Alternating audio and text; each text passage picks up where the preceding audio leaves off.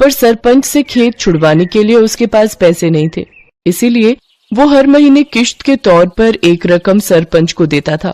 फिर अगले दिन, भैया कुछ पूछना था आपसे। हाँ भैया बताओ। मैं एक किसान हूँ, सोच रहा हूँ कि कल से मैं भी अपनी सब्जियां यहीं बेचने लगूं खुद से। हाँ हाँ बढ़िया विचार है, पर इसके लिए तुम्हें सरपंच जी से पूछना पड़ेगा और उन्हें यहाँ का टैक्स भी देना पड़ेगा। टैक्स? पर वो किस लिए? अरे ये जो तुम पूरा चबूतरा देख रहे हो ना, जिस पर सब लोग सामान बेच रहे हैं, असल में ये सरपंच के खेत पर बना हुआ है और ये चबूतरा भी उसी ने बनवाया है। हमारी मजबूरी है, इसीलिए हम सबको यहीं बैठना पड़ता है।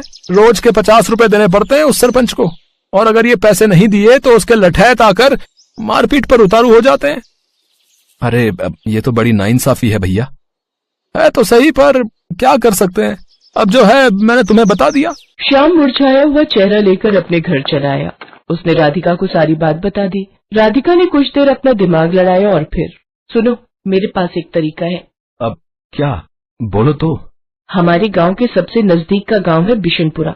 आप वहां जाकर भी तो अपनी सब्जियां बेच सकते हो। वहां ये सब चक्कर नहीं है। मेरी एक सहेली रहती है वहां, उसका पति गोलगप्पे का ठेला लगाता है, उसे तो कोई टैक्स नहीं देना पड़ता। अच्छा, अगर ऐसा है तब तो ये सही रहेगा, लेकिन एक समस्या है, बिशनपुरा तक जाने के लिए कोई सड़क नहीं है, तो मैं रोज वहाँ जाऊंगा कैसे? सड़क नहीं है पर नदी तो है ना।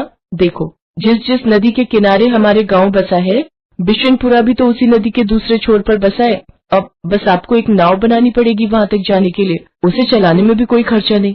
श्याम को राधिका की बात भा गई। अगले ही दिन श्याम ने अपनी जमा पूंजी से मोटी रकम खर्च कर गांव के बढ़ई से एक बढ़िया नाव बनवा ली और फिर वो उस नाव को नदी में लेकर गया। उस दिन राधिका और श्याम बहुत देर तक नाव में नदी की सैर करते रहे।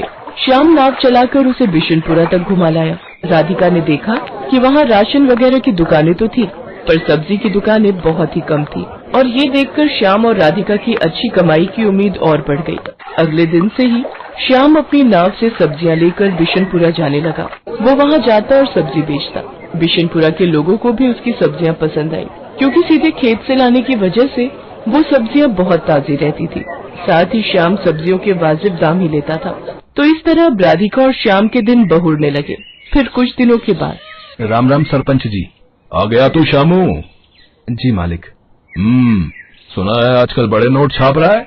कहाँ सरपंच जी, बस 2 पैसे बच जाते हैं। मालिक, ये इस महीने की किस्त है। मैं चलता हूँ, मुझे थोड़ी जल्दी है। अरे रुक तो सही, कहाँ की जल्दी है? वैसे दिमाग तो खूब लगाया तूने, टैक्स नहीं दिया। चल कोई बात नहीं, पर अपना उधार तो चुका भाई, जो तेरे बाप ने मुझसे लिया था।